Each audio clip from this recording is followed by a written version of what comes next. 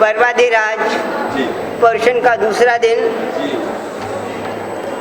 पर व्याख्यान की अपेक्षा से आज पहला दिन क्योंकि कल 5 कर्तव्यों का चर्चा नहीं हुई थी और आज हमको 5 कर्तव्यों की वार्षिक और उसके साथ वार्षिक कर्तव्यों की चर्चा भी करनी जी। दोनों बातें आज ही करनी है। हाँ, जय सभ्येषु दिनेषु बालः क्रियत वैलट्ठम् जय पुनः न सकः तव्युपालिज्य पब्वदिनं। पर्व दिनों की महत्ता की चर्चा कर रहे हैं। पर्व दिनों की महत्ता क्या है और फिर पर्वों में पर्व परुषण पर्वाणि बहुनि सन्ति प्रोक्तानि जिना शासने पौषण समन्वित कर्म नाम मर भेद कृत। हम यदि जिन शासन को उठा के देखे, जिन आगम को उठा के देखे, तो जिन आगम में बहुत से पर्व कहे गए हैं। एक नहीं अनेक प्रकार के पर्व है, अनेक नहीं पर्व अनेक प्रकार के ऐसे नहीं, बहुत से ऐसा कोई दिन नहीं होगा जिस दिन कोई पर्व ना हो। हाँ, 28 देखो, गत आगत और अनागत 24 को देखो, एक एक तीर्थंकर के 5 कल्याणक, 20 आगत अनागत, विहरमानों के कल्याणक, गुरु भगवंतों की तिथियां और दूसरे पर्व बहुनी पर्वाणी बहुनी संति, बहुत से पर्व हैं, बहुत पर्व हैं, एक नहीं अनेकों अनेकों बहुत पर्व हैं। शायद ही कोई दिन पर्व के बिना हो। इन बहुत से पर्व होने पर भी पौषण समम नान्यत, पर्युषण के समान दूसरा पर्व नहीं है।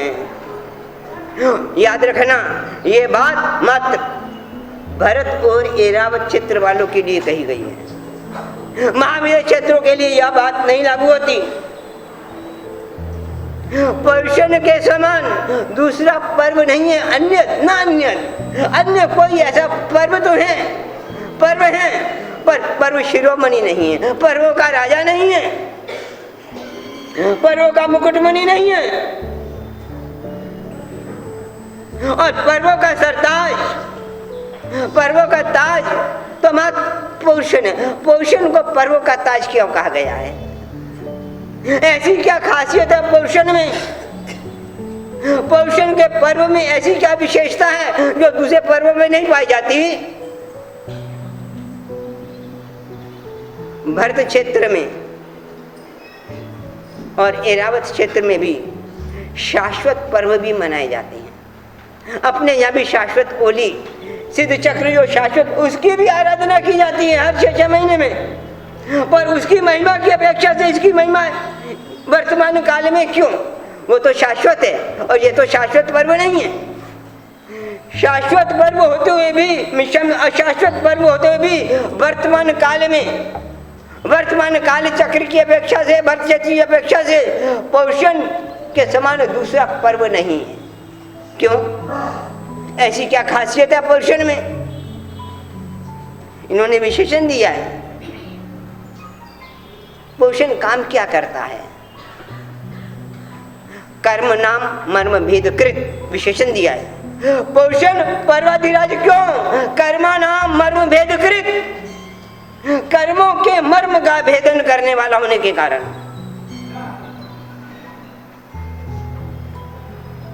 कर्म देखो, याद रखो, कर्मों का भेदन एक अलग चीज है और कर्मों के मर्म का भेदन एक अलग चीज है। बहुत अंतर है। कर्म का भेदन एक अलग चीज और कर्म के मर्म का भेदन बहुत अंतर है। बंदूक की गोली में शक्ति है कि जिसके शरीर में लग जाए उसके प्राण ले ले। बंदूक की गोली में ये शक्ति है, लगने पर जिसके शरीर में लग जाए उसके प्राण लेने की शक्ति बंदूक की एक गोली में है कि नहीं? है ना? पर शर्त है कि वो गोली व्यक्ति के मर्म स्थान पर लगनी चाहिए, और यदि मर्म स्थान पर न लगी तो गोली लगने के बाद भी व्यक्ति जीवित रह सकता है।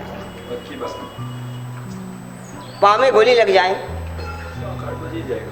हैं और यहाँ गोली लग जाए, गोली तो एक ही है, शरीर भी यही है, गोली भी अलग नहीं है, शरीर भी अलग नहीं है। यहाँ लग जाए, यहाँ लग जाए और यहाँ लग जाए, बच जाएगा ना? हाँ, शरीर बंदूक की गोली में शक्ति होने कर भी, के प्राणों को लेने की शक्ति होने के बाद भी हर जीव के प्राण नहीं ले सकती। मर्म स्थान पर यदि गोली लगती है तो जीव के प्राण जाते हैं और नहीं तो प्राण बच जाते हैं। बस यही से पर्वाधिराज पर्युषण क्यों, ये महापर्व क्यों? कर्म नाम मर्म भेद कर, कर्मों के मर्म का भेदन करने वाला। कर्मों का मर्म क्या है? किस चीज को हम कर्मों का मर्म कहते हैं? ये फूल कौन सी है? ये आर्टिफिशियल है ना? हाँ। तो वो ऊपर रख दे, फिर लाके इधर रख दे।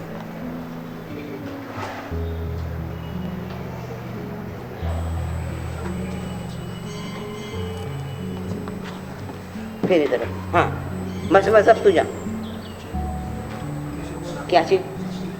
किसी वो सब बात नहीं, तुम लाके देख, बात सुनो, तुम लाके तैयारी उधर रखो, जब मैं कहूँगा तब लेके आना। अब बीच में डिस्टर्ब नहीं करना, इतनी मेहरबानी करना। हाँ, कर्म क्या चीज है और कर्म का भेदन मर्म स्थान क्या है? किस चीज को तुम कर्म का मर्म कहोगे? देखो, कर्म की निर्जरा हमेशा होती रहती है और कर्म की निर्जरा के लिए हमें पुरुषार्थ नहीं करना पड़ता, और कर्म क्षय के लिए भी उनका जितना स्थिति काल है कर्म की निर्जरा हो जाएगी। भोगने से कर्म क्षय हो जाते हैं, ठीक है ना? मानते हो कि नहीं मानते? भोगने से कर्म क्षय होते हैं पर कर्मों का मर्म छेदन नहीं होता। भोगने के बाद हमने कर्मों का क्षय कर दिया, फिर दोबारा बंद क्यों होता? मर्म नहीं छेदन किया, इसलिए दोबारा कर्म का बंद होता है, और जिसने कर्म के मर्म का छेदन कर दिया उसका दोबारा कर्म का बंद नहीं होता।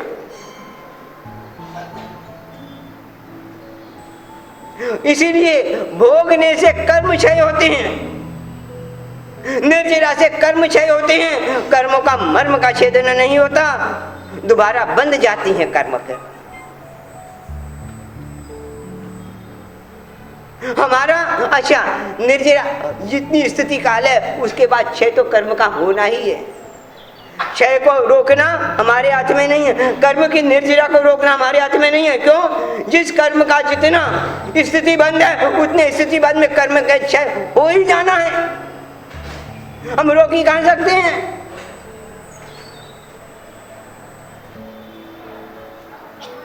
यदि हाँ, मर्म के कारण फिर कर्म दोबारा बंद होती है।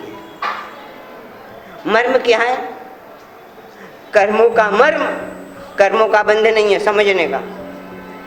कर्मों के बंध को कर्मों का मर्म नहीं कहा गया, और उत्कृष्ट बंध है वो भी कर्मों का मर्म नहीं है। कर्मों का बंध, कर्मों के संस्कार को कर्मों का मर्म कहा गया।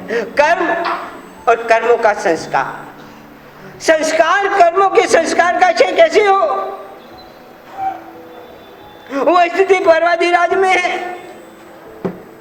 कर्मों का क्षय तो सामान्य बात है, पर कर्मों का मर्म क्षय, संस्कार नहीं जाता हमारा। तुम्हारी सीधी सी भाषा में बताऊं, शास्त्रीय भाषा को छोड़कर, भोजन का त्याग एक अलग चीज है। भोजन का त्याग करने के बावजूद भी भोजन का स्वाद बना रहता है कि नहीं? भोजन के त्याग के बाद भी भोजन का स्वाद बना रहता है, कर्म के क्षय के बाद भी कर्म का संस्कार बना रहता है। और संस्कार ऐसी चीज है, निमित्त मिलते ही फिर संस्कार के कारण दोबारा कर्म बंद हो जाता है। और संस्कार का क्षय ये मतलब कि निमित्त बनने मिलने पर भी तुम्हारा कर्म बंद न हो तो समझना कर्म का क्षय हुआ है, कर्म के मर्म का क्षय हुआ है।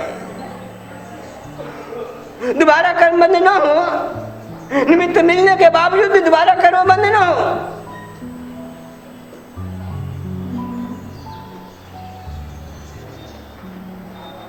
भोजन का क्षय तो हो गया, भोजन का त्याग तो हो गया, भोजन के स्वाद का भी त्याग हुआ। इसीलिए बहुत बार हम भूख के कारण नहीं खाते। आप कहीं गए हो, घूमने गए हो, कहीं हिल स्टेशन गए, आपने पहले गए थे कि अरे यार यहाँ पर चाय पीती या चाय बड़ी स्वादिष्ट थी, चलो अब दोबारा चाय पीते हैं। आता कि नहीं विचार? आता है ना। वो क्या चीज है? चाय की भूख नहीं है, पर चाय का संस्कार उदय में आया और उसने चाय पिलाई। चाय जरूरत के कारण तुमने पी कि चाय संस्कार के कारण पी? संस्कार के कारण पी। बस यही है, निमित्त मिल गया तो संस्कार उदय में आ गया।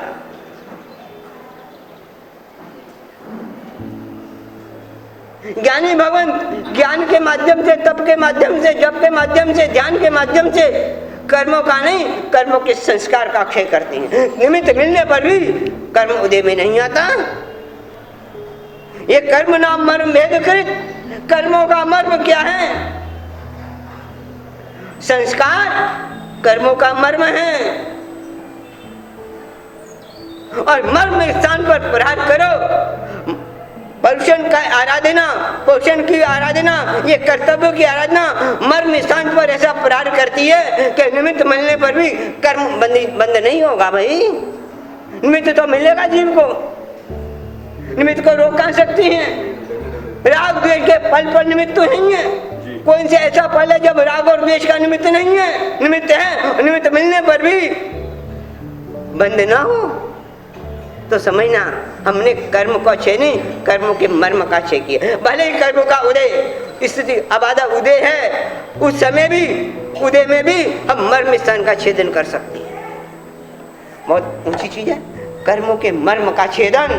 पर्वाधिराज के दिनों में कर्म नहीं, कर्मों के मर्म का छेदन किया था। ये कर्तव्य कर्मों के मर्म का छेदन करने वाले हैं, हमने ऊपर से देखा है। कर्तव्य है क्या? ये 5 कर्तव्य, 11 कर्तव्य, तीसरे दिन पोषद के कर्तव्य आएंगे और उसके बाद कलशुद्ध के कर्तव्य आएंगे। सुनते हुए किन कर्तव्यों का पालन करना? ये सारे कर्तव्यों का पालन कर्मों का क्षय नहीं, किसका क्षय करता है? कर्म के मर्म के स्थान पर प्रहार करता है। अब मर्म पर स्थान जब प्रहार किया, गोली मर्म स्थान पर लगी तो व्यक्ति जीवित बचेगा? हाँ, हमने आराधना की, आराधना करना का हमने मर्म स्थान पर प्रहार किया तो दोबारा कर्म का बंध होगा ही नहीं। जो है जितना बंधा हुआ उतना क्षय हो जाएगा, अपने आप क्षय होगा, पर बंद नहीं होगा। ये संस्कार एक ऐसी चीज है। और संस्कार तो ऐसे इतने कर्म बांधे हमने, हमेशा आबादा काल पूर्ण हुआ, उदय में आए, स्थिति काल पूर्ण हुआ, कर्म का क्षय हुआ, फिर दोबारा बंद क्यों? संस्कार के कारण। इतनी अनंत अनंत संस्कार हमने आत्मा में इकट्ठे कर लिए, अनंत अनंत संस्कार अनादि काल से, रोज ही न जाने इंद्रियों के माध्यम से, मन के माध्यम से, कल्पना के माध्यम से, संकल्प बल के माध्यम से कितने संस्कारों का हम इकट्ठे करते जा रहे हैं। त्याग भी करते जा रहे हैं, व्रत पचकान भी करते जा रहे हैं और संस्कारों को इकट्ठा करते जा रहे हैं। इसीलिए सबसे पहले आराधना में एक लक्ष्य किया जाता है। मूल आत्मा का लक्ष्य, आत्मा कोई संस्कारित नहीं है। उस संस्कार का लक्ष्य करके हम इसको क्रिया के माध्यम से शुभ संस्कारों का रोपण करना है। शुभ संस्कारों का रोपण ये क्रिया के माध्यम से, कर्तव्यों के पालन करने से शुभ संस्कारों का रोपण करना है। पहले तो वही सीधे संस्कार नहीं जाएंगे, पहले शुभ संस्कारों का रोपण, अशुभ संस्कार जाएंगे, फिर शुभ संस्कार जाएंगे। आत्मा में कोई भी संस्कार नहीं है, किसी भी संस्कार से संस्कारित नहीं आत्मा उस आत्मा को लक्ष्य में रखकर कर्तव्यों का पालन करता है। कर्तव्य के लिए, देखो एक बहुत बड़ी बात, कर्तव्य के लिए कर्तव्य का पालन नहीं, कर्तव्य के लिए कर्तव्य का पालन नहीं, आत्मा को लक्ष्य में रखकर आत्मा को संस्कार विहीन बनाने के लिए, जो आत्मा का मूल स्वभाव है उसको प्रकट करने के लिए कर्तव्य का पालन है। हम कर्तव्य के लिए कर्तव्य का पालन कर रहे हैं, संस्कार जाता नहीं है। आत्मा के लिए कर्तव्य बताए गए हैं कि क्रिया के लिए किसके लिए कर्तव्य है? आत्मा तो लक्ष्य में ही नहीं है। तो आत्मा को लक्ष्य में रखकर फिर कर्तव्य का पालन किया जाता है। तो फिर ये 5 कर्तव्य हैं। पहले दिन परवादी जात पोषण में कितने जाने कितने कर्तव्य? 5। कौन कौन से हैं? कौन कौन से 5 कर्तव्य हैं? नाम तो बोलो, हर साल सुनते ही हो राजा। हाँ, पहला कर्तव्य हमारी उद्घोषणा, दूसरा साधारण भक्ति, तीसरा अष्टम तप, चैत्य परिपाटी हैं। ये तो कर्म भूल गए यार, कर्म आगे पीछे कर दिया आपने। ऐसा नहीं महाराज, आगे पीछे नहीं होना चाहिए। लोग आगे पीछे कर दे महाराज जी चलेगा, पर साधु साधु तो आगे पीछे नहीं करना चाहिए। हाँ नहीं, हाँ उसके लिए आगे क्यों? क्रम का पहले, सबसे पहले हमारी उद्घोषणा है, फिर हमारी उद्घोषणा के बिना साधन भक्ति कैसी आएगी?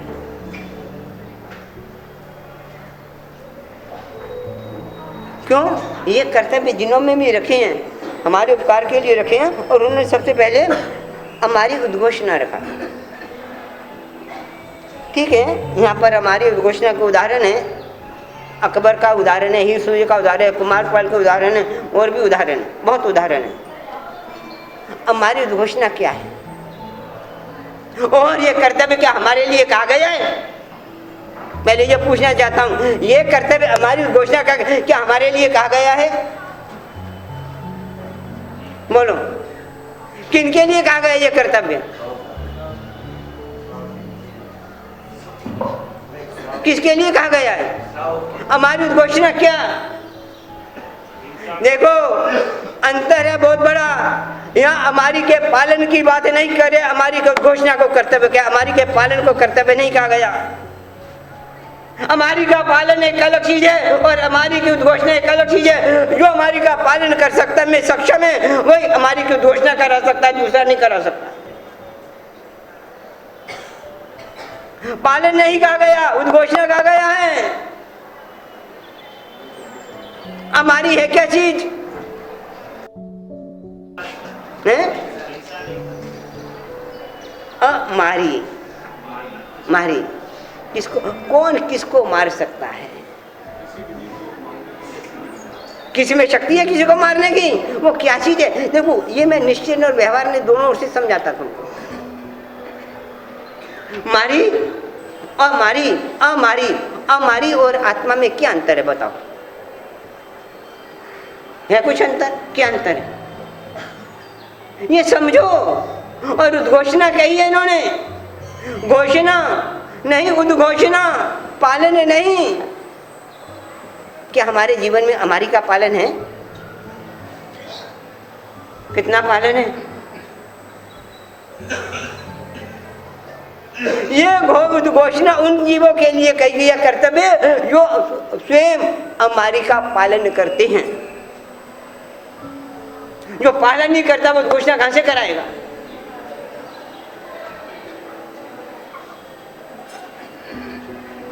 किस तरह से पालन करने के लिए सबसे पहले क्या चीज समझनी पड़ती है? क्या चीज समझनी पड़ती है? देखो मैं कहानी, अकबर की कहानी है, बहुत लंबी चौड़ी कहानी है, चंपा शराबी का लिए मैं सुना दूंगा। पर सबसे पहले जीवन में किस चीज की जरूरत है? जिसको हमारी का पालन और हमारी की उद्घोषणा के लिए। हमारी समझ तो समझ गए ना? मारी यानी हिंसा, मारना, अमारी यानी अहिंसा, उसका पालना, उसका घोषणा। मारी अमारी,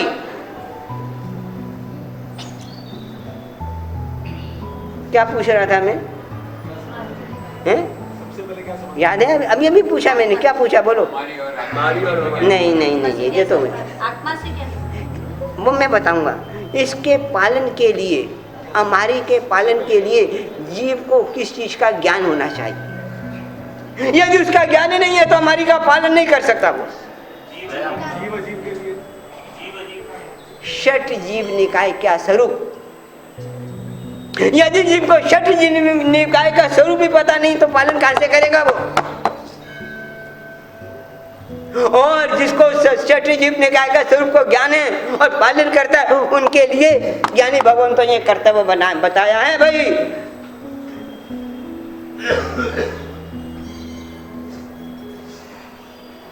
किस तरह से कुमारपाल का उदाहरण, सबसे बड़ा किसी का उदाहरण है अमेरिका, ईश्वरी की या दूसरे भी सबसे बड़ा किसी का उदाहरण है इस वर्तमान 24 में, तो किसका जानती हो?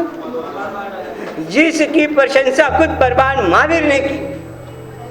परमात्मा महावीर ने कहा था शरणिक को, शरणिक तू मेरा भक्त है और मेरा भक्त होते भी तू ऐसी उमारी की उद्घोषणा अपनी राजगिरी नगरी में नहीं करा सका,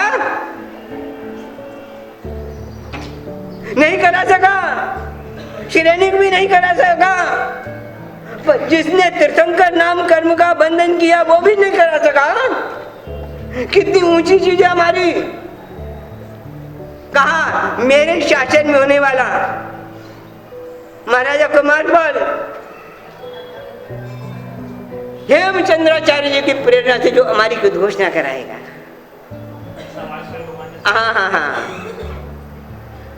उसके राज्य में भी इतनी हमारी नहीं थी, समझना। जो कुमारपाल के शासन में हमारी हुई, कुमारपाल ने जो कराई 18 देशों में, किस तरह से उसने हमारी का पालन कराया। जो हिंसक जीव थे, जो जिनका व्यापार मच्छी मार आदमियों से चलता था, उनको पैसे कैसे अहिंसक व्यापार की उसने व्यवस्था कराई। पालन तो दूर, उसके शासन में कोई मार शब्द का प्रयोग भी नहीं कर सकता था। खेल खेल में भी क्या था वो कुमारपाल किस तरह करा सका। कुमारपाल का खुद का जीवन देखो, खुद के जीवन में कैसी उसमें हमारी ओतप्रोत थी, ताने और बाने के साथ उसके जीवन में जुड़ी हुई थी। इतनी बड़ी हमारी किस तरह कराया उसने। एक जू के लिए भी कैसी दया। अरे भले ही ये मेरे सेना के हैं, घोड़े हैं, अश्व सेना है, गज सेना है, उनकी पल्ले ना पानी भी छान कर किस तरह पिलाया जाता था। कितने दिनों को पिलाया जाता था। मनुष्यों की बात नहीं, तेज गति के जीवों की बात कर रहे हैं, उनके लिए भी पानी कैसे छान कर पिलाया जाता था। क्यों? उसने जीव दया का स्वरूप समझा था। अब काय के जीवों का स्वरूप समझा था। जानते हो अब काय के जीवों का स्वरूप क्या है? एक बूंद पानी में कितने जीव हैं? कितने जीव हैं? एक बूंद पानी में। आप समझो कि एक बूंद पानी में इतने जीव हैं। मैं ये इसीलिए नहीं है ना, हमारी उद्घोषणा समझो, एक बूंद पानी में। और जिसने एक बूंद पानी में जीव देखे हैं वो केवल ज्ञानी हमको स्वरूप समझा रहा है कि एक बूंद उसने देखकर कहा है, प्रत्यक्ष देखकर कहता है कि ये इसने जीव।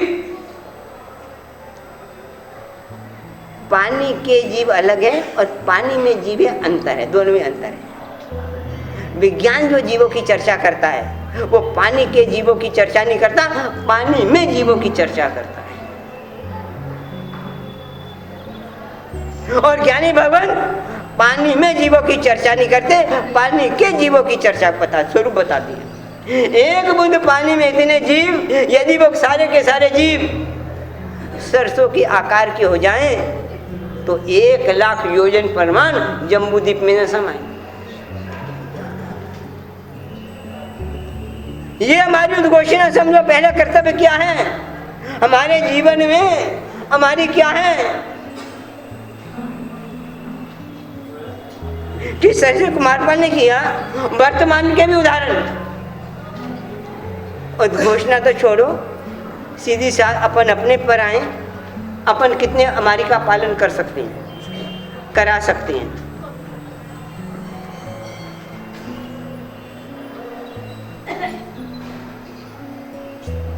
हमारे जीवन में अहिंसा है कि चीज की, बर्तन की चीज की पहना करके वापरती अपन। ये समय देखो, अभी कार्यक्रम और भी है, कर्तव्य और भी आज भी है। मैं मात्र उदाहरण समझा रहा हूँ आपको। कुमारपाल का जीवन, अरे कुमारपाल के जीवन देखो तो सही, उसके प्रति भी अनुमोदना का भाव भी आ जाए।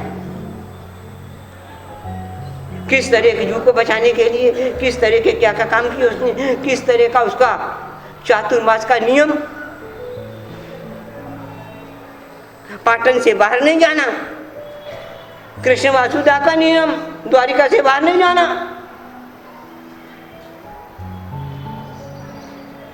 हमारी के पालन के लिए।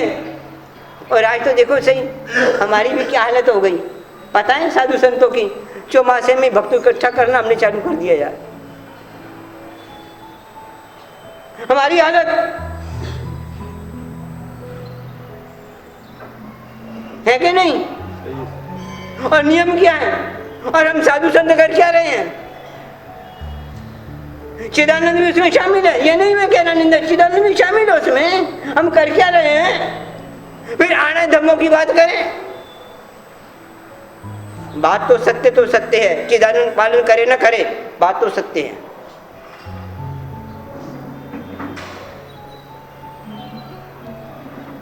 किस तरह से कुमारपाल ने किया है, किस तरह से किया, उदाहरण एक भी नहीं सुनाऊंगा। और बहुत उदाहरण है कुमारपाल के जीवन में।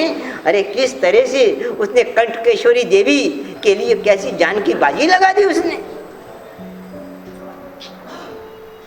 एक कंठकेश्वरी देवी के लिए किस तरह से कोढ़ उत्पन्न हो गया, और कोढ़ उत्पन्न होने के लिए भी चिता में जलने को तैयार हो गया।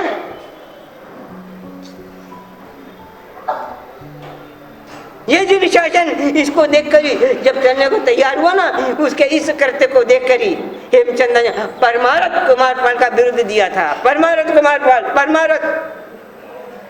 और बड़े बड़े आचार्य भगवंत, ज्ञानी भगवंत, सामान्य नहीं ज्ञानी भगवंत एक राजा कुमारपाल का जीवन लिखते हैं यार। क्या हुआ उसके जीवन में? कुमारपाल ने कहा नहीं कि मेरा जीवन लिखो, फिर भी उसके जीवन से, हमारी से प्रभावित गुरु भगवंत, आचार्य भगवंत उसका जीवन लिख रहे हैं। क्या होगा उसके जीवन में? और आजकल तो देखो हमारा जीवन लिखने को कोई तैयार नहीं है, हम लिखवा रहे हैं पैसे से खरीद कर। चल मेरा जीवन लिख। ए राजा, मेरे क्या नाम तेरा? राजा अब बीच में नहीं आना। क्या नाम है? क्या नाम? रंजीत, अब बीच में नहीं आना राजा। ए राजा अब ध्यान, बीच में कोई नहीं है। ये जो व्यवस्था करनी है तटबंध को पहले क्या करे, व्याख्यान से पहले या बाद में, व्याख्यान के बीच में नहीं।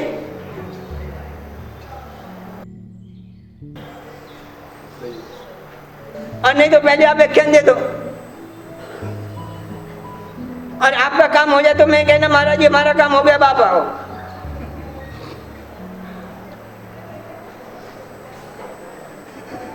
अब आगे से ध्यान रखना में, हाँ क्यों कहना साधु का फर्ज है, सारना वायना जोयना बड़ी जोयना।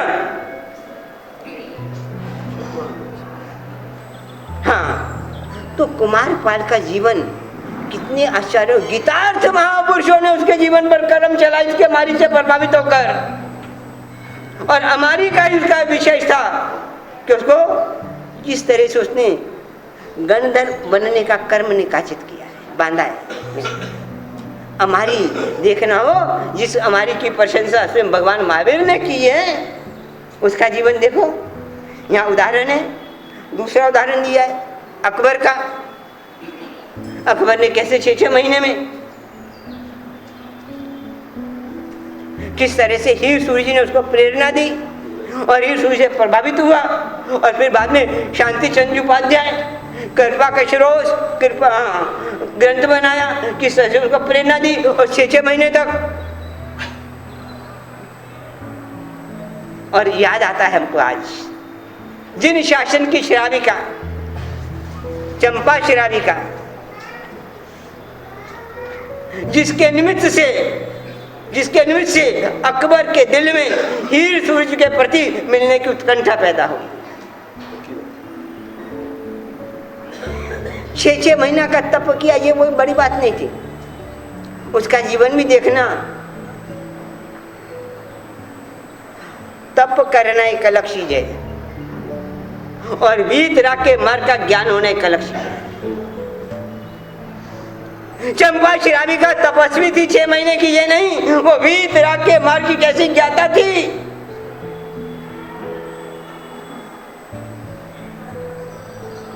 किस तरह वो 1 महीने, जब उसने अकबर के महल में बता, किस तरह 1 महीने में वो करती क्या थी, क्या करती रही, जीवन है उसका।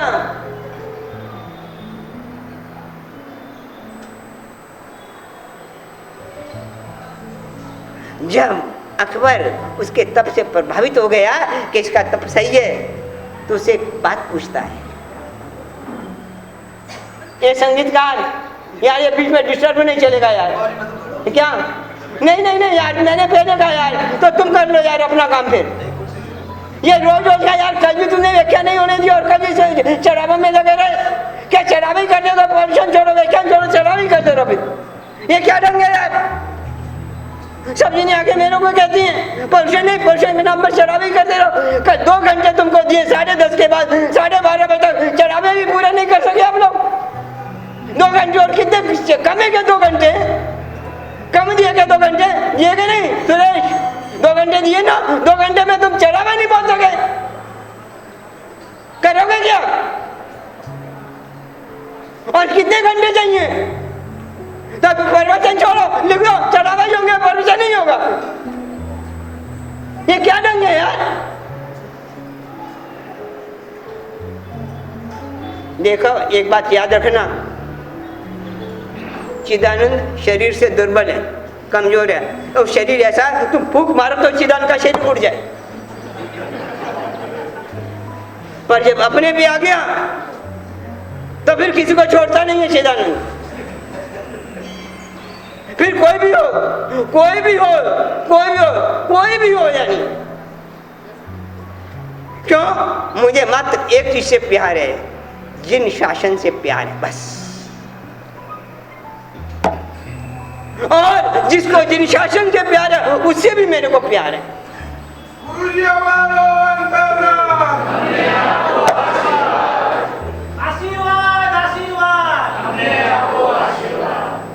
एक बात पूछूं, किस चीज का आशीर्वाद चाहिए आपको? किस चीज का चाहिए यार? कौन सी चीज की कमी है जो आशीर्वाद हो? किस चीज का चाहिए? गुरुराम अंतरनाथ, ना तो अंतरनाथ को जानते हो ना आशीर्वाद को जानते हो। क्या है अंतरनाथ और क्या आशीर्वाद? किस काम के लिए चाहिए?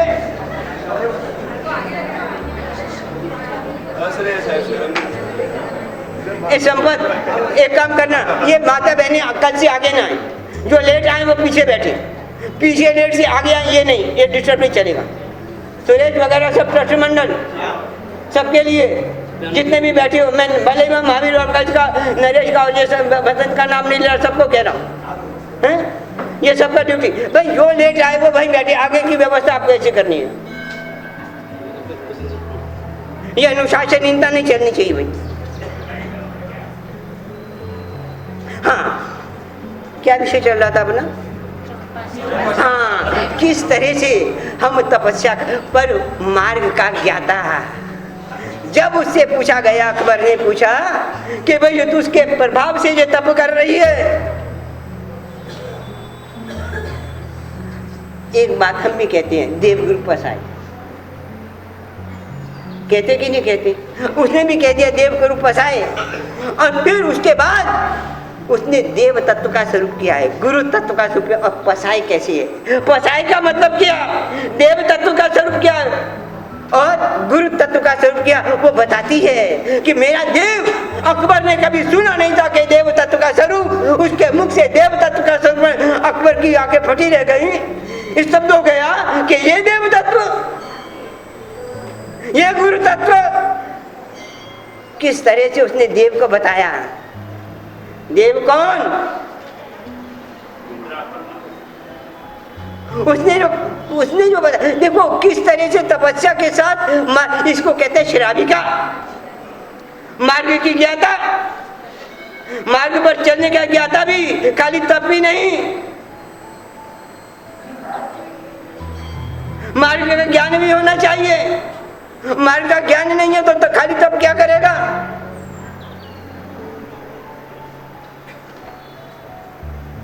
यहाँ तो अक्षर तप में कहानी आएगी, वो साध्वी लक्ष्मणा की 50 साल तक कैसे कैसे तप किया उसने, पर मार्ग को भूल गई थी वो बीच में। मार्ग का ज्ञाता भी जरूरी है। किस तरह से देव, अब मैं पूछूं आपको, कोई भी इतर धर्मी आपका जिस देव को, तो आपको देव तत्व का स्वरूप क्या, आपके पास क्या पता है आपको देव तत्व के विषय में? ये कुलाचार की का धर्म एक अलग चीज है, देव तत्व को समझ के देव तत्व की आराधना एक अलग चीज है। ये कुलाचार का धर्म है, देखा देखी का है। बस जिन धर्म में पैदा हुए तो बात कर रहे हैं, पर उसको समझ के नहीं, जिनका स्वरूप समझ के, जिन तत्व का स्वरूप, जिनेश्वर का स्वरूप, जिनेश्वर का हृदय समझकर आराधना नहीं है।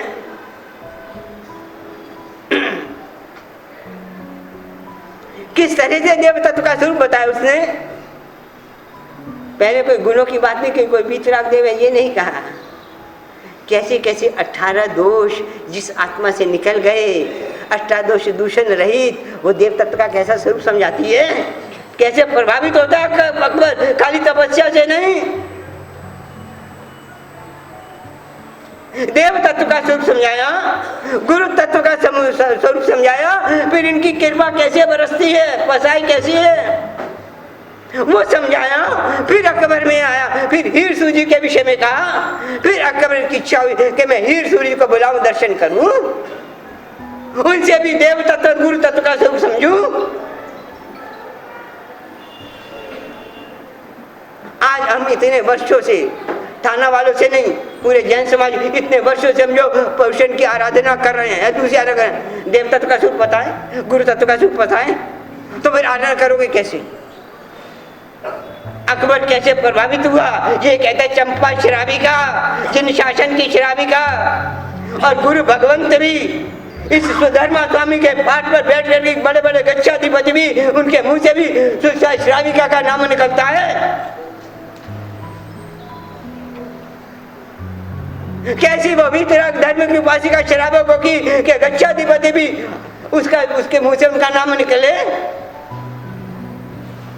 किस तरह से ज्ञान है? हम अपने बच्चे को भी देव तत्व का स्वरूप नहीं समझा सकते, ना गुरु तत्व का स्वरूप, ना धर्म तत्व का स्वरूप। जब तक जीव देव तत्व, गुरु और धर्म को नहीं समझेगा, तब तक सन्मार्ग पर नहीं आ सकता। देखा देखी का मार्ग रहेगा। हाँ, चलो आगे। मैं कर्तव्य को समझा रहा हूं थोड़ा थोड़े। पहला कर्तव्य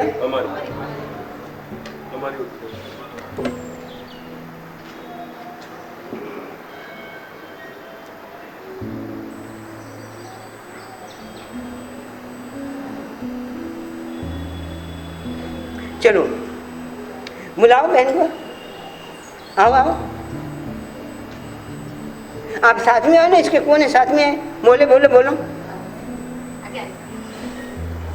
नेपाली बहन है जो नॉनवेज खाती है हर रोज, उसके नॉनवेज के बिना नहीं चलता है। बद्रीराज के सत्संग में आके गुरुदेव की वाणी सुन के 8 दिन का नॉनवेज का उसने त्याग किया है। अब गुरुदेव प्रेरणा करे आजीवन त्याग हो जाए। ये है बैठ बैठ बैठ बैठ बैठ। आपको एक छोटी सी बात सुनाऊं।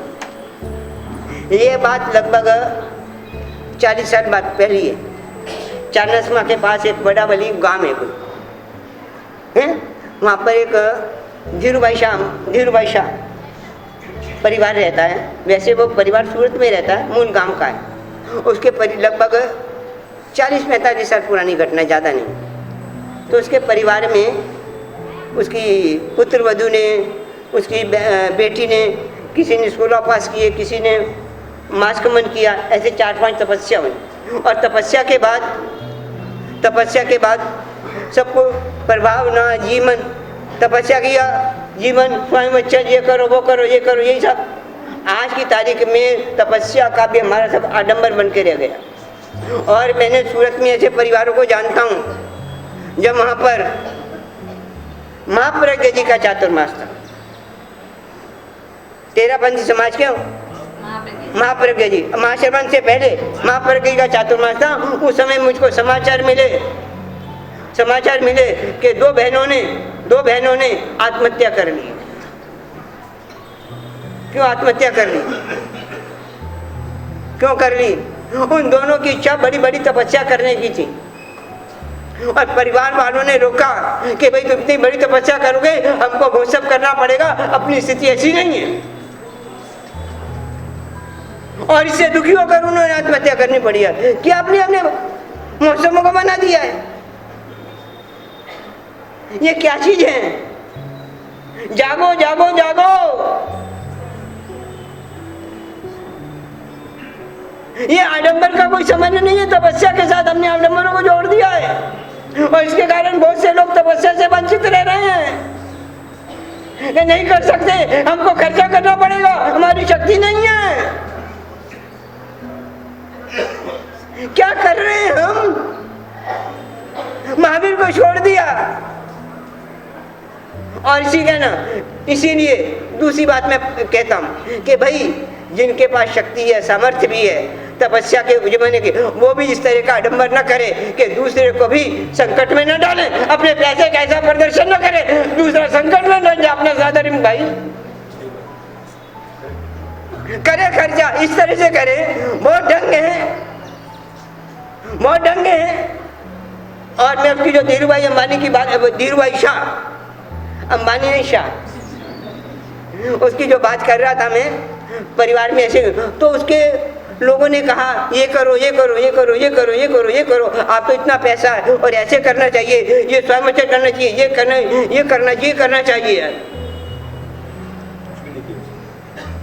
सलाह सब दे रहे हैं, बिना मांगे दे रहे हैं।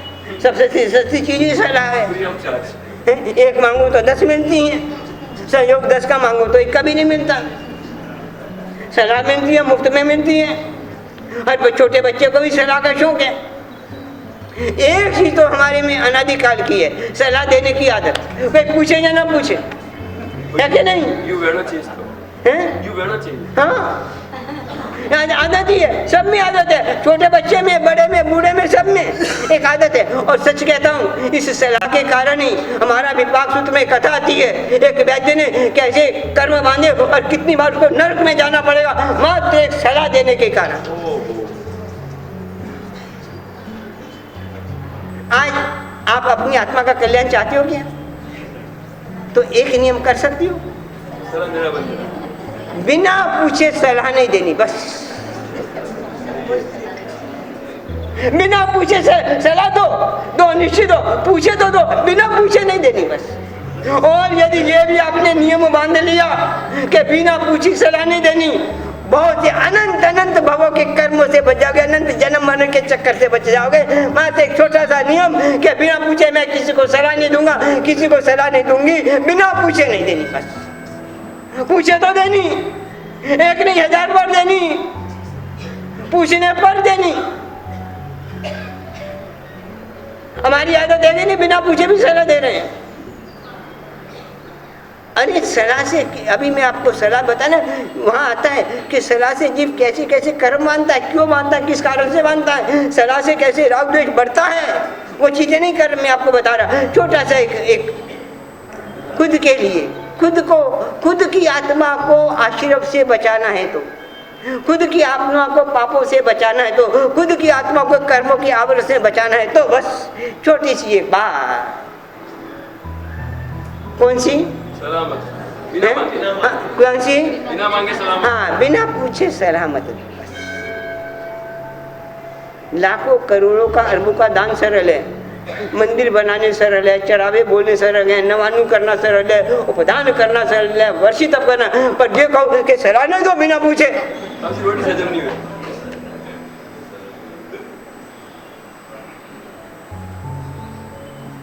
अरे क्या कहें, तीर्थंकर परमात्मा तो बिना पूछे किसी को नियम भी नहीं देते, बोलते भी नहीं, बोलती नहीं है। हम सलाह के आदि हैं। ये भी अनादि का एक संस्कार है। क्या है? कर्म नहीं है, कर्म का संस्कार है। इस संस्कार के कारण कैसे कर्म उदय में आता, कैसे बंद देते हैं, ये अनादि का संस्कार है। इस संस्कार का क्षय करो तो कर्म नहीं आएगा। हमें सलाह देने की भावना क्यों हो रही है? वो हमारा जो संस्कार के उदय में आ रहा है बार बार अनंत भवों का, इसीलिए वो कर्म उदय में आता तो सलाह देने की भावना पैदा होती है। वो संस्कार गया नहीं है, मौन पूर्वक कर लिया तो भी अंदर अंदर सलाह दे रहे हैं। सलाह के एक ऐसा संस्कार, मात्र एक संस्कार, छोटा सा एक व्रत, बड़ा नियम, बड़ा पचखान, कौन सा? बिना मांगे सलाह देना नहीं है। दिखता तो बहुत सरल है ना। अभी 630 रुपए का दंड लिख दिया है, 630 रुपए का दंड लिख दिया। लगता है कि नहीं लगता है? ये सरल नियम है कि छोटा नियम है, बड़ा नियम है? बड़ा कैसे? बहुत छोटा सा नियम है। कोई छोड़ना, ये खाना पीना छोड़ना है, त्याग करना नहीं, कुछ करना है, कुछ करना ही नहीं, कुछ करना है। तो सामने से पूछने आएंगे। हाँ, तो ये नहीं, आपको कभी अवसर होगा, सलाह से संकल्प का क्या संबंध है, कर्मों का क्या संबंध है, अभी उसकी चर्चा नहीं करना। हाँ, तो उसको सलाह दे रहे थे, पर वो भी समझदार था। तो उसने क्या किया, उसके गांव में एक कसाई था, महबूब खां उसका नाम था।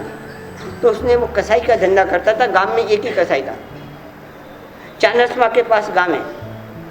तो उसने कसाई से बुलाया, बातचीत की महबूब खां से कि तू ये धंधा क्यों करता है। तो उसने कहा भाई मेरे पास इतना पूंजी नहीं है, मैं से धंधा करता हूँ। तो उसने कहा चल मैं पूंजी मैं लगाता हूँ, ये करता हूँ, वो करता हूँ। उसको समझाया, वो समझ गया। उसके दिल में बैठे अल्लाह ने भी कोई पैगाम दिया, संदेश दिया, वो समझ गया। उसने कसाई का धंधा छोड़ दिया और उसने पूंजी लगाकर उसका दूसरा व्यापार चालू करवा दिया। और अब तो ऐसी स्थिति ऐसी हो गई थी और उसको बहुत सहयोग देता था। और स्थिति ऐसी हो गई थी, जो हाथ कभी चाकू छुरिया लेकर किसी बकरे के ऊपर, किसी पाड़े के ऊपर, किसी मुर्गे के ऊपर चलते थे, वो हाथ आज कबूतरों को दाना चुगने के काम आते हैं। क्या बात करती है। ये एक बहन हमारी भी, मैं नेपाली की है, इसके मन में भी कभी चलता नहीं बिना नॉनवेज के, हमेशा नॉनवेज। और आज उसकी इच्छा हुई है कि कम से कम पर्वाधिराज के दिनों में मैं नॉनवेज तो नहीं खाऊं। नॉनवेज दो तरीकों से उपयोग होता है। एक तो हम नॉनवेज का उपयोग मात्र एक तरीके से बंद करते हैं, खाने के माध्यम से, पर जीवन में नॉनवेज का उपयोग तो हम कर ही रहे हैं, दूसरे वस्तुओं के माध्यम से, ये श्रृंगार प्रधान वस्तुओं के माध्यम से, न जाने कितने माध्यम से हम नॉनवेज का उपयोग कर रहे हैं। और आपको लगता नहीं कि मैं नॉनवेज का उपयोग कर रहा हूँ, मात्र खाने की दृष्टि से छोड़कर दूसरी दृष्टि से हम नॉनवेज का उपयोग कर रहे हैं। इसलिए जैन दो प्रकार के, कौन कौन से? एक तिथि दो तिथि नहीं है, एक शाकाहारी एक मांसाहारी, ऐसा नहीं है। जैन में भी है, जैन में भी वो कम नहीं है, मैंने छुपे रुस्तम है, ऊपर से तो ऐसे दिखती है और अंदर से क्या क्या खाते पीते हैं।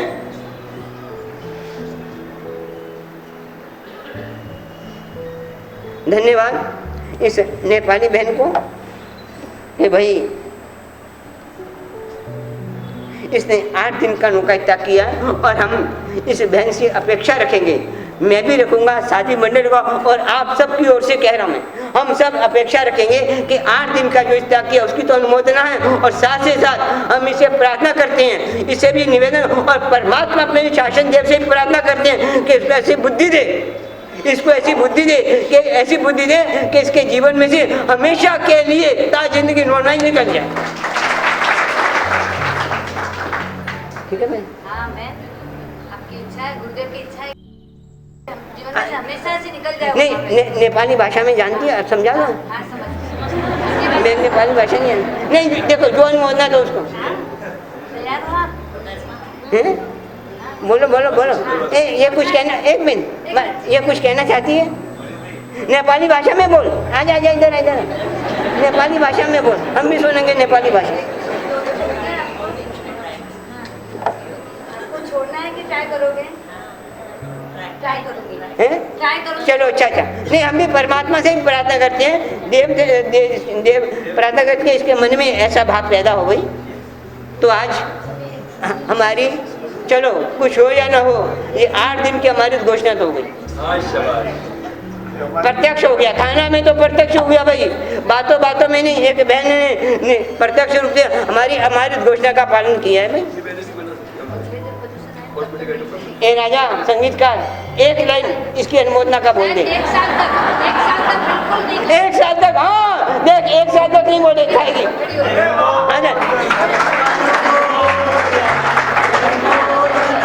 मैं ट्रस्ट मंडल से आग्रह करूंगा कि ट्रस्ट मंडल, एक मिनट, ट्रस्ट मंडल इस बहन का बहुमान करे भाई, नियम दे रहे हैं, व्यवस्था करो बहुमान की। नियम को तोड़ना नहीं। हाँ, बहुमान करो। बोले भाई उत्तम भाई, मैंने ट्रस्ट, हाँ आ गया।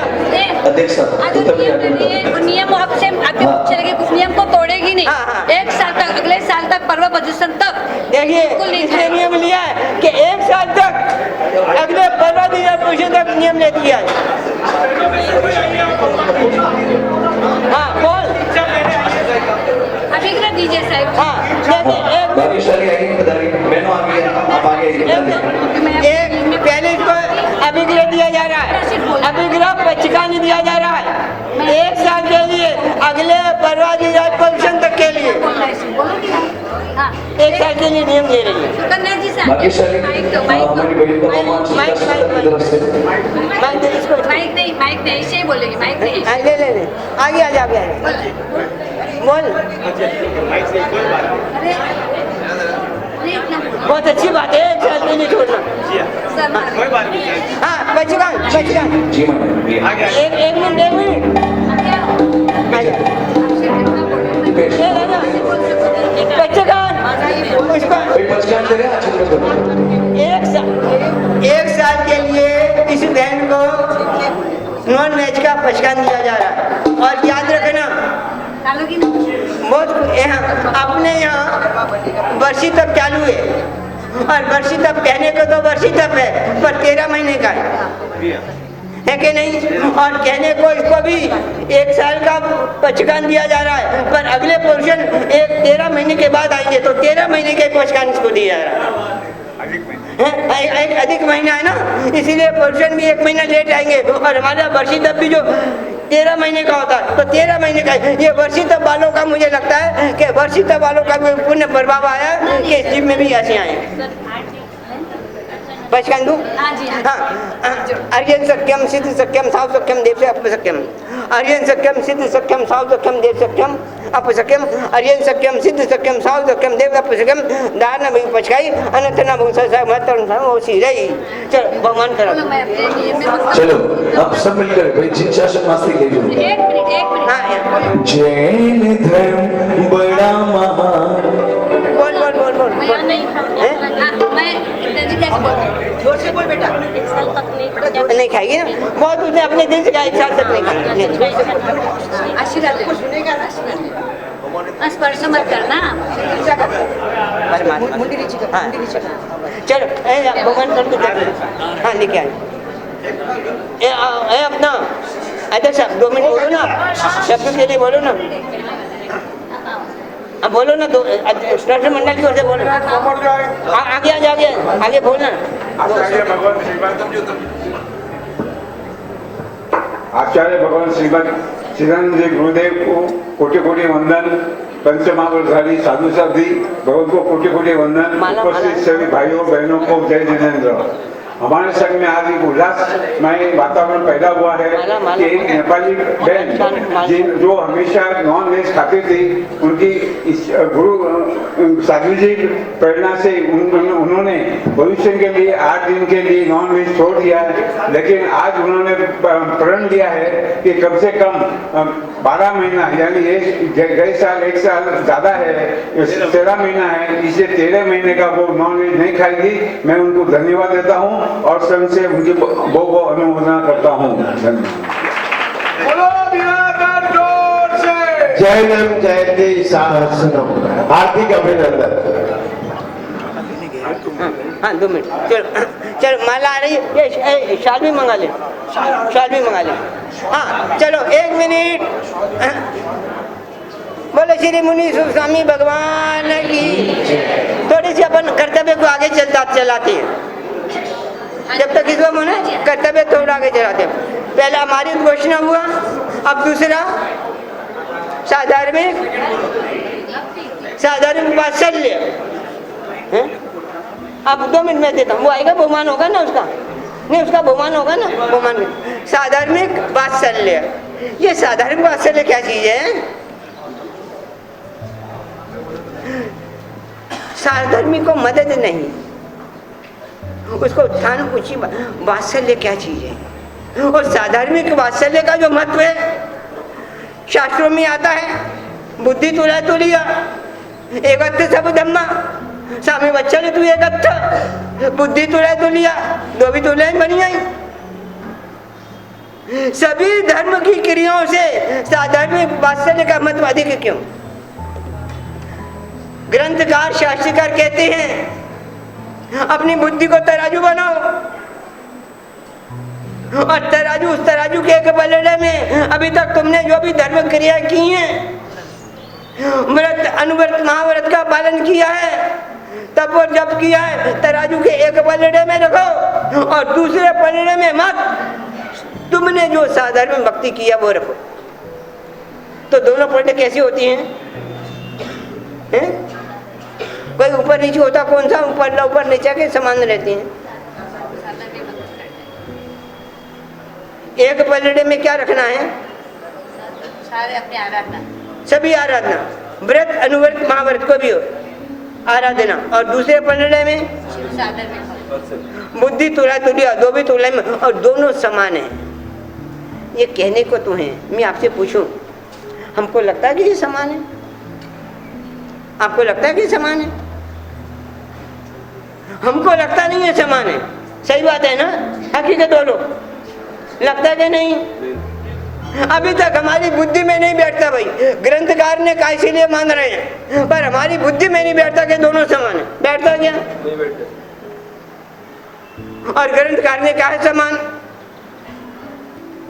तो ग्रंथकार ने गलत तो नहीं कहा। भले हमारी बुद्धि में नहीं बैठे, हमारी समझ में नहीं आए, पर बात तो सत्य के गलत है। सही है ना? तो सही के पीछे राज क्या है?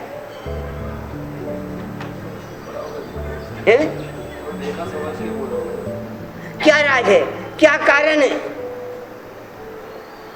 एक वात्सल्य क्या होता है? साधर्मिक क्या है? साधर्मिक चीज क्या है? साधर्मिक क्या है? और उसके प्रति वात्सल्य भाव क्या है? वात्सल्य किसको कहना?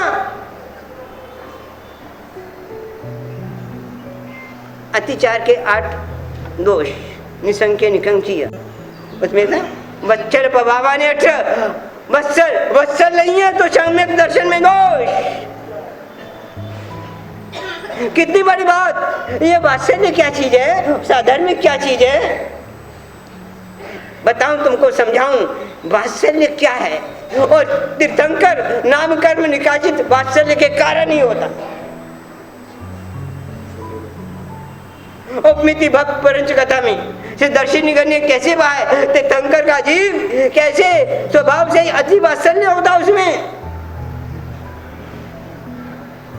साधर्मिक बताऊं और वात्सल्य कहूं, और किस तरह से सबसे बड़ा पद तीर्थंकर का और साधारण मात्सर्य से कैसे तीर्थंकर जीव निकासित करता है। संभावना जी ने किया पूर्व में, और ये हमारी दृष्टि में साधर्मिक विचारा है, दया विचारा नहीं है, दया का पात्र नहीं है। ये तुमको कहूँ इसके विषय में कि वात्सल्य का रहस्य क्या, वात्सल्य क्या चीज है। उससे पहले एक छोटी सी कथा आप जानते हो क्यों? परवाज राज के प्रवचन के पर्व तो वही हैं, श्रोता वही हैं, महाराज बदलते रहते हैं। आज मैं हूँ, कल दूसरा आएगा, परसों तीसरा आएगा, परसों चौथा आएगा, और बात तो यही करने वाले 5 कर्तव्यों की। अपने मन से तो कुछ करना नहीं है। और वो कहानी आप जानती हो,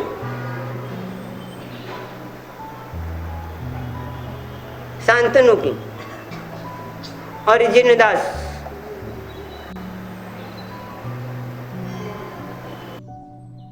शांतनु और जिनदास एक ही गांव के हैं, एक ही शहर में रहते हैं, और दोनों नगर सेठ जैसी स्थिति है दोनों की। दोनों ही भगवान के महावीर के अनुयायी हैं। और एक बार शांतनु के जीवन में पुण्य का ह्रास हुआ। देखो, कभी भी अपनी स्थिति को स्थायी नहीं समझना। सूर्य भी एक दिन में 3 अवस्था बदल देता है। उदय की अवस्था अलग, मध्याह्न की अलग और संध्या की अलग। तो इतनी शक्तिशाली भी अवस्था बदल देता है। और हमारी भी कल क्या पता नहीं। शांतनु को व्यापार में घाटा हुआ, और घाटा ऐसा हुआ खाने पीने के सांसे पड़ गए। अब तो उसको आत्महत्या का विचार आता। पत्नी को पता पड़ा, पत्नी कुंजी देवी पत्नी से बात करता है कि क्या किया जाए, कहाँ मांगा जाए, कितनी इतनी आबरू थी, इतनी इज्जत थी, और घाटा बड़ा, घाटे से घाटा, घाटे पे घाटा, घाटे के बाटा, कहीं मांग नहीं सकते, हाथ फैला नहीं सकते। साधर्मिक कभी हाथ नहीं फैलाता। इसीलिए साधर्मिक को हमको ढूंढना पड़ता है कि साधर्मिक कहाँ है, ढूंढो।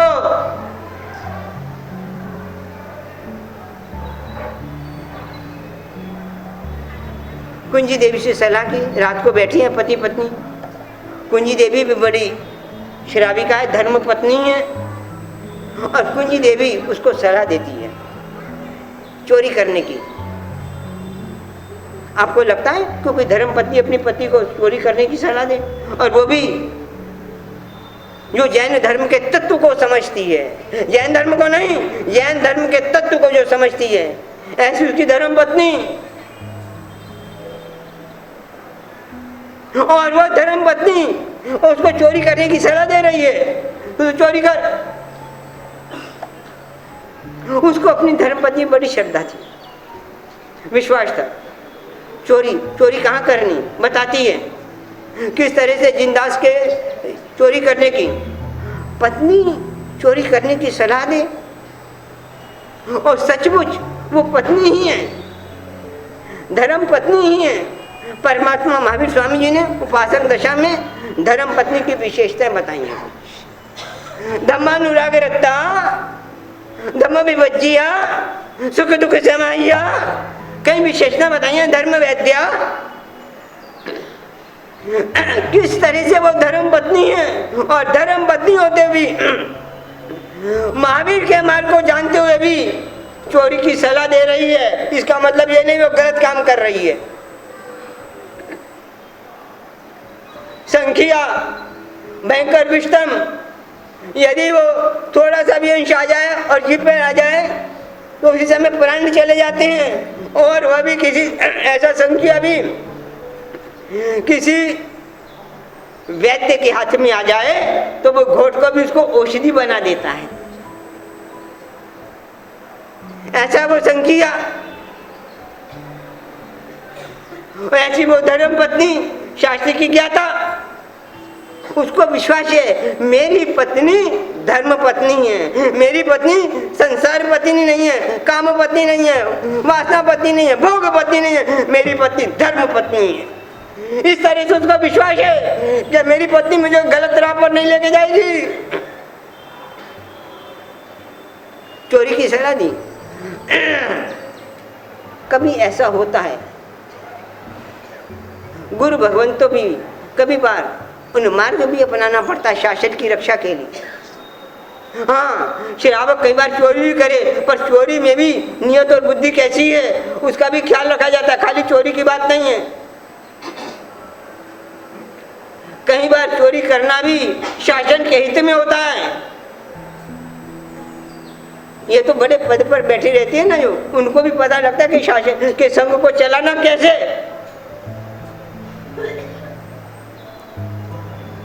और चोरी की सलाह दी, और चोरी भी जिंदास श्रेष्ठी के यहाँ पर किया। इसी समय आप कुंजी को, उसकी श्राविका को का जीवन देखो, जिनदास का जीवन देखो और उसका जीवन देखो। शांतनु का गया है सामयिक करने, प्रतिक्रमण करने, जिनदास ने हार उठा कर बैठा है प्रतिक्रमण के लिए, सामयिक लेने के लिए, गले में पहना हार उतारा है। किस तरह से वो हार सामयिक जल्दी पार के हार ले लेता है, और हार लेने के बाद किस तरह घर आता है, और जब जिनदास ने कपड़े बदले और हार दिखाई नहीं दिया, हम वो जिनदास के स्थान पर तो हार हमारा हीरो का हार दिखाई न दे, क्या करेंगे? क्या गंभीरता है। उसको पता है कि इस हॉल में साधार्मिक के अलावा दूसरा नहीं आया, आया तो मेरा साधार्मिक ही है, और जो लेकर गया निश्चित उसको जरूरत होगी, नहीं तो कोई लेकर नहीं जाता। क्या परमात्मा के प्रति, परमात्मा के शासन के प्रति, संघ के प्रति इतनी उसकी प्रतिष्ठा की है, इतनी इज्जत का ख्याल है? कैसा उसका गंभीर गुण देखो, उसकी गंभीरता देखो। आज तो एक रुमाल भी हमारा, मुंह पत्ती भी आगे पीछे हो गई तो हमारी हालत क्या हो जाती है।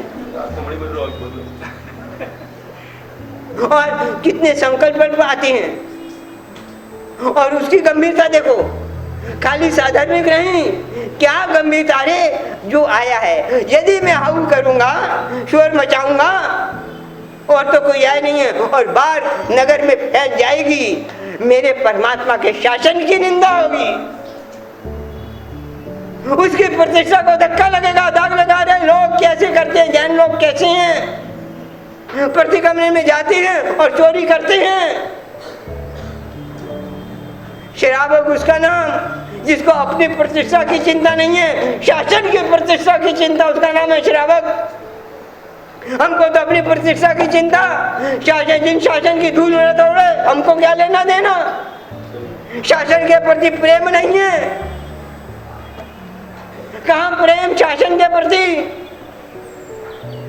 साधारण वात्सल्य तो ऊंची चीज है भाई, पहले शासन के प्रति प्रेम कहाँ है? कुछ भी हो, मेरे जैन धर्म पर, मेरे संघ के ऊपर, मेरे समाज के ऊपर कोई भी उंगली न उठा सके, चाहे मेरे को कितनी भी कुर्बानी देनी पड़े। ऐसे उसका विषय था। कुछ नहीं कहा, किसी को नहीं कहा। घर आया, पत्नी ने देखा गले महार नहीं है, उसने भी शांति रखी, कुछ कहा नहीं, कहना नहीं किसी को। पत्नी भी शिक्षा देती है, कहना नहीं किसी को। इधर शांतनु जो हार लेकर आया है, किस तरह से वो रोता है। फिर पत्नी से पूछता अब क्या किया जाए इस हार का। उस जिनेदास की कैसी गुडविल होगी और कैसे लोगों को विश्वास होगा कि ये परमात्मा का परम भक्त है। वो कहता कोई बात नहीं। पत्नी कहती है उसको जाओ, ये बड़ा न्याय नीति संपन्न श्रावक है, इसी के यहाँ हार को गिरवी रखो और पैसा लेकर के आओ। ऐसा हमारी समाज में, जैन शासन में कोई ऐसा आदमी है जिसके चोरी के लिए उसी के घर, यानी उसकी इसकी डाक है कि यह महावीर का ऐसा शासन का अनुरागी है कि बात बाहर नहीं जाएगी। बहुत ऊंची चीज है राजा, साधारण वात्सल्य हमने बहुत छोटा और सामान्य बना दिया है। ये क्या चीज है? वात्सल्य क्या चीज है? वात्सल्य क्या है? वात्सल्य एक शब्द प्रयोग होता है, माँ का बेटे के प्रति जो स्नेह होता है उसको क्या कहा जाता है? वात्सल्य। और यहाँ भी वात्सल्य है। ये वात्सल्य है, ये वात्सल्य है। कहां से लाओगे ये वात्सल्य? और इससे भी बढ़कर है, माँ का बेटे के प्रति जो वात्सल्य है उसमें भी स्नेह राग है, स्वार्थ है। स्नेह राग है कि नहीं? पर यहाँ पर साधर्मिक के प्रति जो वात्सल्य है, इतना नहीं, माँ का बेटा में यदि खोट भी हो, किसी इंद्रियों में कोई कमी भी हो, मंद बुद्धि भी हो, अपंग भी हो, और भी कोई कमी हो, फिर भी माँ के वात्सल्य में कमी नहीं होती। ये चीज है वात्सल्य। साधर्मिकों में भी इतनी कमी होने पर भी उनके प्रति वात्सल्य में कमी नहीं।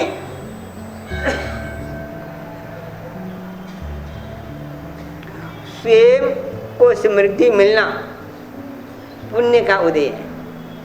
स्वयं को समृद्धि मिलना पुण्य का उदय है। उस पुण्य से जिस धर्म को मैं मानता हूँ उसका जो अनुयायी है उसको भी ऊंचा उठाना पुण्यानुबंधी पुण्य है।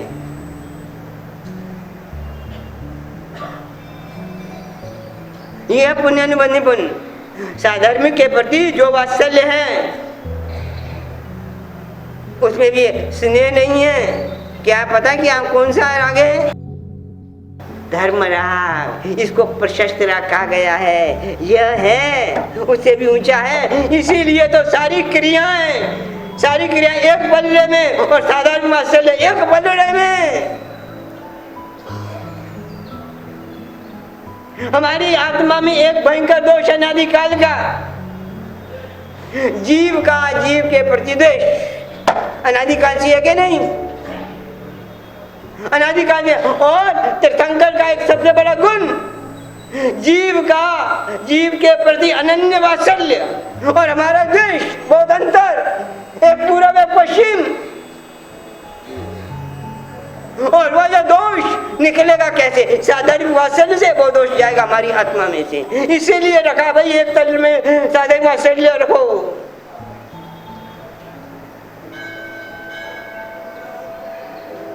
और परवजन दूसरा कर्तव्य बताए साधर्मिक वात्सल्य। और यहाँ वात्सल्य आ गया फिर तो आर्थिक, सामाजिक, आध्यात्मिक किसी तरह की हर उन्नति की बात आ जाएगी यदि वात्सल्य आ गया। हम मदद कर रहे हैं वात्सल्य के अभाव में। वात्सल्य पुण्यानुबंधी पुण्य का कारण है। हाँ, हम गरीब को गरीबी में मदद करते हैं। हम गरीब को गरीबी में मदद करते हैं, पर वात्सल्य गरीबी में मदद करना नहीं है, उसको गरीबी से बाहर निकालने की बात है वात्सल्य। गरीब में मदद करने में मजा आता है हमको, पर उसको गरीबी से बाहर कैसे निकले ये बात करनी है भाई। वात्सल्य वहां आता है। कैसे वात्सल्य है? कितने बड़े उदाहरण हैं। ये साधारण वात्सल्य शासन प्रभावक धर्म कहा गया। कौन सा धर्म है? शासन प्रभावक धर्म में साधारण वात्सल्य की गणना है। धर्म धार्मिकों के बिना नहीं रहता, न धर्म धार्मिक के बिना, धर्म के बिना धार्मिक नहीं। और आज हमारी साधर्मियों की स्थिति क्या है? छोटे छोटे गांव में जाके देखें, हम तो बिहार में देखते हैं, बहुत बड़ा देखते हैं। क्या देखते हैं? किस तरह से आज की तारीख में भी वो साधर्मिक साधु साध्वी के लिए कैसे अपनी व्यावच करते हैं, कैसी भक्ति कर रहे हैं। कुछ खाने को नहीं है, बेटे बेटी को खाने को नहीं है, पर साधु साध्वी के लिए कोई कमी नहीं रखती है। ऐसे बहुत से घर अभी आते हुए भी देखे मैंने, मारवाड़ से बंबई आते हुए रास्ते में भी देखे मैंने, ऐसे घरों में भी देखे गए। साधर्मिक नहीं रहेगा तो धर्म कहां से रहेगा? साधर्मिक सातों क्षेत्रों का सिंचन करने वाला है तो साधर्मिक है।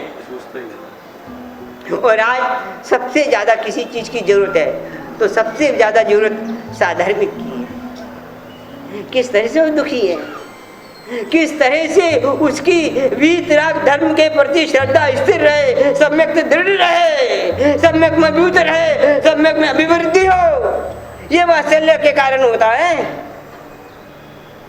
आज तो इतना ही हो गया, मदद तो करना दूर है। जिस तरह से एक गली का कुत्ता दूसरी गली के कुत्ते में आ जाए, दूसरी गली के में आ जाए, तो दूसरी गली का कुत्ता क्या करता है कुत्ते को देखकर? हाँ वो क्यों? दूसरी गली। और आज हमारी हालत क्या है साधारण को देखकर? वात्सल्य की के भौंकने की। क्या आ गए, भौंक रहे हैं, भौंकने की आदत है, सच कह रहा हूं। और यदि साधारण में कुत्ता नहीं हुआ तो जिन शासन ज्यादा समय टिकने वाला नहीं है, भले वो 21,000 सालों की बातें करते रहो।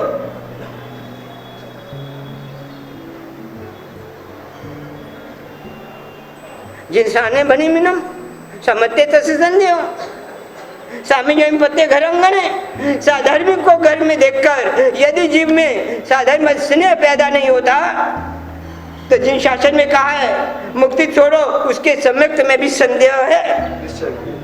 सम्यक्त में संदेह है, वात्सल्य नहीं है तो सम्यक्त में संदेह। तुम सम्यक्त की बातें कर रहे हो, वात्सल्य नहीं है, सम्यक्त में संदेह। क्या मुक्ति की बात करोगे, क्या क्रिया की बात करोगे? हर क्रिया, हर धर्म की हर शुद्ध क्रिया सम्यक दर्शन के बाद चालू होती है। सकाम निर्जरा सम्यक दर्शन के बाद चालू होती है। जब सम्यक दर्शन ही नहीं है तो क्या क्रिया का बंद होगा?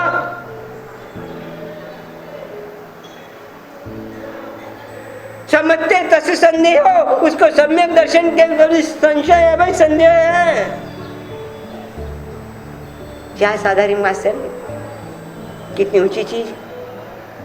इसके विषय में कम से कम हमारे यहाँ का तुम कितने भी सोने के मंदिर बनाओ, सोने के उपास्य बनाओ, ये करो वो करो, पर एक यदि तुमने एक भी साधारण को अपने समान सद्धर कर दिया है तो उसकी कृत कारित अनुमोदित तीनों धर्मों का लाभ तुमको मिलता है। कृत, कारित और अनुमोदित उसने किया, कराया, उसके द्वारा अनुमोदित सारी धर्मों का लाभ मिलता है। ये कोई सामान्य बात नहीं है कि तराजू के एक पल्ले मात्र साधार्मिक वात्सल्य, मात्र साधारण वात्सल्य, और आज हम उपेक्षा कर रहे हैं। मात्र एक दिन का स्वामी वत्सल रख दिया, उसको साधारण वात्सल्य कह दिया, तो एक दिन अगर 364 दिन वो क्या करेगा? एक दिन तो करा दिया, आगे क्या करेगा वो? अब तो मुझे समाचार मिल रहे हैं, वर्षित वाले आके कहते हैं कि हमारे खाने में इतनी चीजें आ रही हैं, इतनी चीजें आ रही हैं, हम तो गिन भी नहीं सकते, खाना तो दूर, इतनी चीजें आ रही हैं, खाने का तो दूर रहा। और ये तो ठीक है, दूसरी ओर से मैं उसकी अनुमोदना करना चाहता हूँ। आज साधन जो वर्षित कर रहे हैं वो तो ठीक है, जो इसको व्यवस्था कर रहे हैं, किस तरह से परोसगारी कर रहे हैं, किस प्रेम से साधर्मी के प्रति बिना वेटर के अपना घर का धंधा छोड़कर घर का काम, यदि घर में पत्नी हो कि बच्चे को स्कूल लेट हो गए तो भी नहीं उठने वाले, वो भी उठ के जल्दी आ रहे हैं।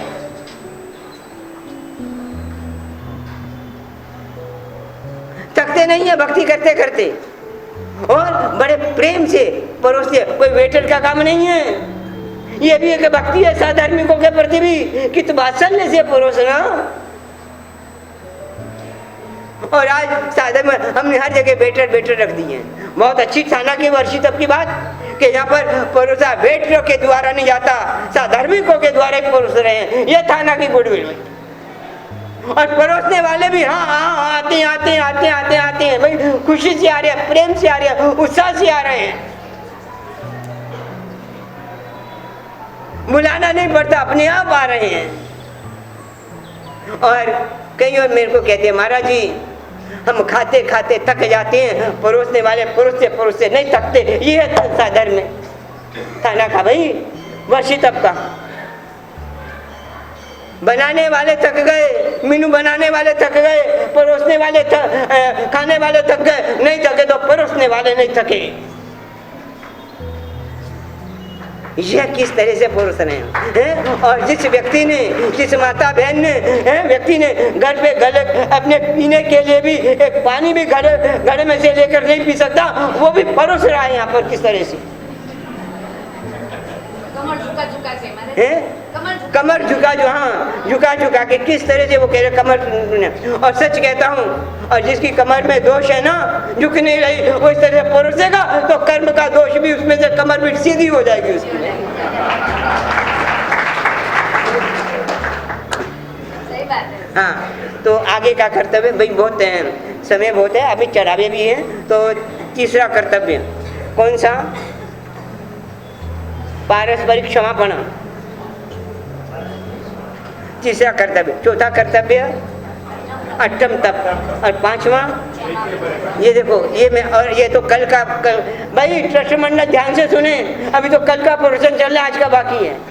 चिंता मत करो, आपको चढ़ावे के लिए भी समय दिया जाएगा, आप उदास मत होना, सब आएगा, चिंता मत करो। ये भी दोनों मेरे आजू बाजू बैठे हैं। हाँ, तो देखो, मैं आज क्षमापण के विषय में कुछ नहीं कहूँगा। चैत्य परिपाटी, अरे क्या है चैत्य शब्द क्या है? एक बात कहना चाहता हूँ, हमने अपने मूल शब्दों को छोड़ दिया है। आगम ग्रंथों में कहीं भी मंदिर की बात नहीं है, चैत्य की बात आती है। चैत्य और मंदिर में बड़ा अंतर आता है। हम चैत्य और मंदिर को एक ही कर रहे हैं, गधा घोड़ा एक ही कर रहे हैं। नहीं, चैत्य शब्द मंदिर और भी देवी देवता भी हो सकते हैं, चैत्य मात्र भीतर परमात्मा का ही होता है। ये क्या है?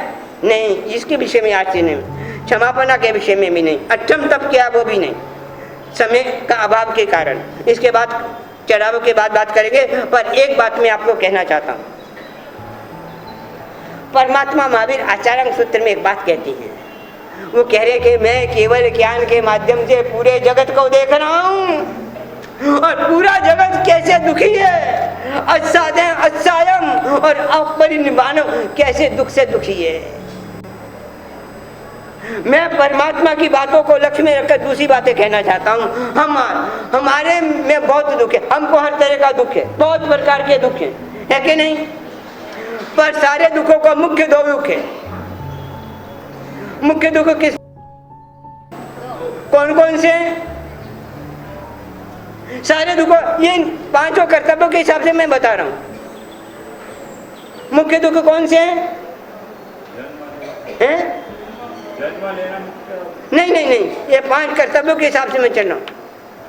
कर्तव्यों के हिसाब से देखो, पांचों कर्तव्य, भले में उसमें क्षमापण भी आएगा, क्षमता भी आएगा, चैत्य परिपाटी भी आएगा। मुख्य दुख दो, और उन दो दुखों का दूर ये पांच कर्तव्य ही कर देते हैं हमारे। कौन कौन से दुख दो? एक सबसे पहला दुख असाता का, शरीर की साता नहीं है कि नहीं? और दूसरा सबसे बड़ा दुख असमाधि का। समाधि नहीं है, और क्या चाहिए? समाधि है तो फिर चाहिए क्या? असमाधि का दुख है। और ये दोनों के दोनों दुख पांच कर्तव्यों से कैसे दूर होते हैं पता है? हमारी उद्घोषणा किस तरह से हमारा असाता वेदनीय के दुख को जड़मूल से खत्म कर देती है, और पारस्परिक क्षमापण किस तरह से हमारे असमाधि को खत्म कर देती है, मुक्त कर देती है, समाधि भाव में स्पष्ट कर देती है। परमात्मा महावीर से पूछा गया गणधर गौतम ने, एवं किन लभई, क्षमापण से जीव को किस गुण की प्राप्ति होती है? असमाधि और असाता दो दुख भयंकर हैं। आप ये न समझे कर्तव्य हैं। अरे हमारे अनादि काल से दुख के मुक्ति का उपाय गंधर्व भगवंतों ने, ज्ञानी भगवंतों ने इन कर्तव्यों में रख दिया है, हम समझ नहीं रहे। कर्तव्यों का पालन कैसे से हमारे आत्मा के दुख दूर हो जाते हैं। असमाधि का दुख, कौन सा जीव है जिसको असमाधि का दुख ना हो? और कौन सा जीव है शरीरधारी जिसको असाता का दुख न हो? शरीर स्वयं में सबसे बड़ी असाता है। किस तरह से ये कर्तव्यों के माध्यम से ये दुख दूर होते हैं, ये बातें और आज के कर्तव्य की बातें अपन चढ़ावे के बाद में करेंगे। उससे पहले एक कार्यक्रम अपने यहाँ अंजन शिलाका प्रतिष्ठा में जो भगवान बनाए जाएंगे पार्श्वनाथ भगवान, और उसके लिए पंच धातु के होंगे, उसमें सोना और चांदी भी अपन संघ वाले डालेंगे। और आज गुरु पुष्य के दिन उसका श्री गणेश करने जा रहे हैं, अपन इकट्ठा करने जा रहे हैं, सोना और चांदी इकट्ठा करने जा रहे हैं। और मैं ये कहूँगा कि हमको सोना और चांदी अपना परिवार के दूसरे सदस्य की ओर से नहीं डालना, अपना ही डालना का, दूसरा सदस्य अपने हाथ से डालें। और आपसे इतने कहूँगा, आप अपनी पत्नी के हिसाब से भी मन डालें, और उसका खाता अलग है वो अपने आप डालें या व्यक्तिगत है। और इसके लिए हमने एक विचार किया था, पहले एक सुझाव आया था कि महाराज जी इकट्ठा कर लो, 5 ग्राम 10 ग्राम रेट रख दो, इतने नाम आ जाएंगे। मैं कहूँगा सोना नहीं, हमको भावना इकट्ठी करनी। सोना तो माध्यम है, भावना इकट्ठी, भावना कहाँ से लाएंगे? उस प्रतिमा को देखकर, जब ये प्रतिमा बनेगी उस प्रतिमा को देखकर आपको भी याद आ जाए, अरे जो अंगूठी में पहनता था, जो चैन में पहनता था, जो बंगड़ी में पहनती थी, ओहो वो मेरी इस भगवान के प्रतिमा में लगी हुई है, आपको याद दिला दे। और ये भगवान, अरे ये भगवान के प्रति अपना तो प्रेम आ जाए कि अरे ये भगवान, ये मेरे भगवान, मैंने भी इसमें दिया था जो अंगूठी दी थी, वो अंगूठी आज भगवान का शरीर के रूप में मेरे सामने है। तो आज इस भावना से आज गुरु पुष्य के दिन अपन इसका श्री गणेश करने जा रहे हैं। हम मंत्र बोलेंगे, मंत्राचरण करेंगे, फिर हम वाक्सक्षेप करेंगे, और वाक्सक्षेप के साथ ही इसमें अपने डालने का श्री गणेश शुरुआत करेंगे। ठीक है? या वो पार्षद जी का आता है ना अंदर को, है?